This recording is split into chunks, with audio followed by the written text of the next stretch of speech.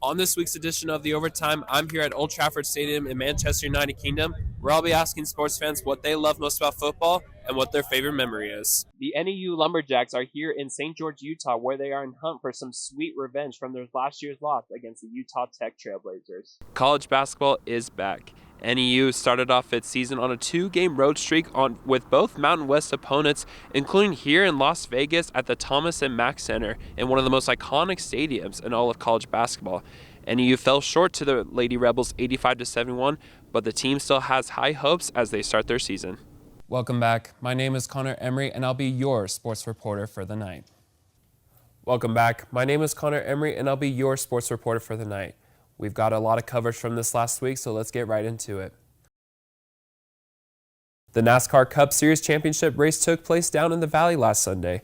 4 racers competed for the title, which was determined by less than a second. Sports reporter Faith Rodriguez has the story. Speaking of upsets, Flagstaff Volleyball was defeated by the Saguaro SaberCats Tuesday night. The Eagles entered the playoffs as the #1 seed, but lost in 3-1 sets. Despite their early exit, the Eagles had a remarkable season, finishing 37-3 overall and 12-0 in their region. Last weekend, the NEU football team took on the Idaho State Bengals for their homecoming game and took down the Bengals by a score of 30-26. After suffering a concussion a couple of weeks ago, quarterback Ty Pennington returned to the field and threw for 265 yards on 18 out of 33 attempts and rushed for 88 yards to lead the Lumberjacks to victory. While NEU had good offensive stats, it was the defense that helped secure the victory over the Bengals. The defense only allowed 1 third-down conversion for the Bengals offense, and DJ Van Hook grabbed a game-winning interception in the final seconds. Shortly after the NEU football homecoming game concluded, the NEU women's volleyball took on the Montana State Bobcats Saturday night. The Lumberjacks were swept by the Bobcats last time they met late September, but the past is in the past. I was at the game, and it did not disappoint.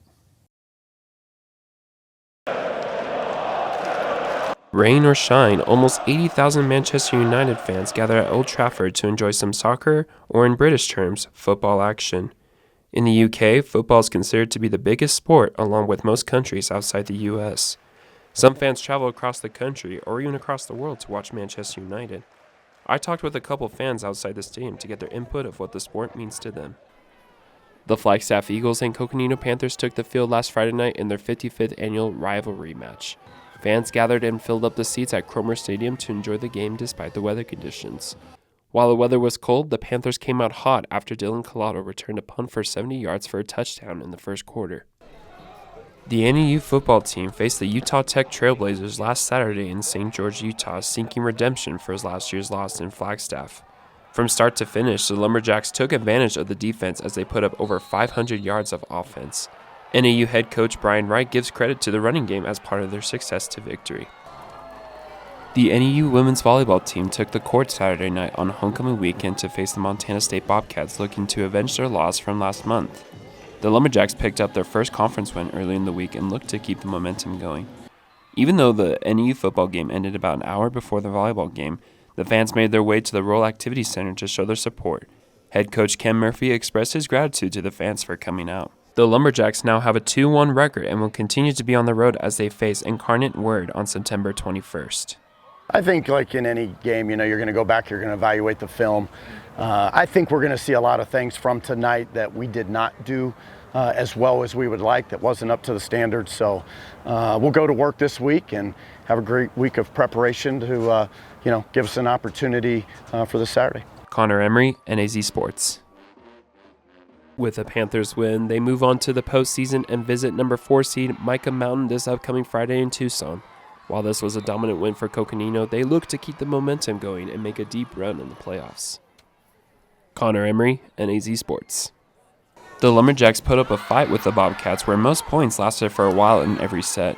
The team finished with 100 digs, which is only the second time they have done that this season.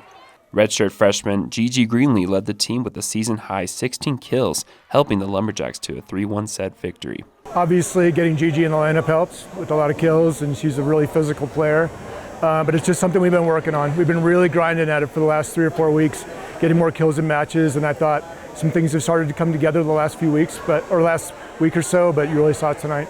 Despite the Lumberjacks losing the first set 28-26, the team still had high hopes and were all smiles throughout the game.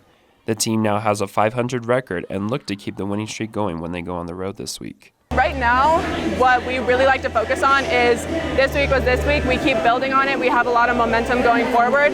However, we look at all the teams, all the games that we have coming up. We prepare every week. We know what we have to do in practice, and that's what keeps us moving forward. Connor Emery, NAZ Sports. Those who attend a football match at Old Trafford are sure to experience great moments like this.